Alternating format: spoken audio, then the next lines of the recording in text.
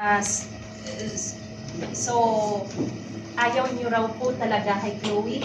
Maaari po bang malaman kung totoong ayaw niyo kay Chloe? At maaari po bang malaman kung bakit? Sa bagay na po ngayon po, siguro,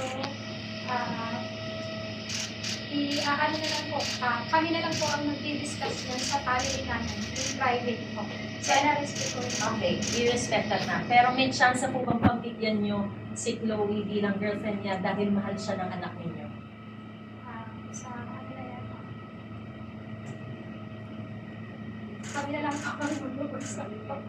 Kasi dinidepensahan po niya. Kasi, dinidepensahan po niya yung mahal daw po niya si Chloe. itatakal na lang po namin yan, no, within our family po. Sakaling umuwi or pumunta sa bahay ko ninyo, si Kaloy, ano ang una mong iaalda ng pagkain para sa kanya?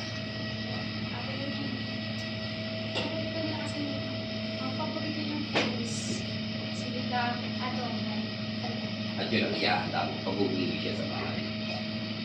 Namimiss mo?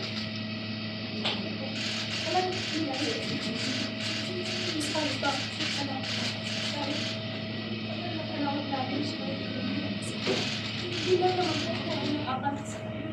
At kapatid niya, namulis ko, nag-uapon. Bakit po kaya nakapagsalita si Carlos na yung mabili ko yung Chloe sa inyo? Objection witness has with the Supreme Court. Sorry for two. Question again because I have historical perspective over that. In fact, I covered Kaloy Nubo when he won his first gold medal World Championships in 2019 in Stuttgart, Germany. Meron din po mga sinabi na kailangan tao kayo, kailangan mag-move on, and there were heavy words said that hinting that there must have been some misdemeanor committed by Mama Angelica regarding the monies that were quote-unquote entrusted to her. Can you say anything on that? Let me just say that merong pananaw si Mrs. Kuchan.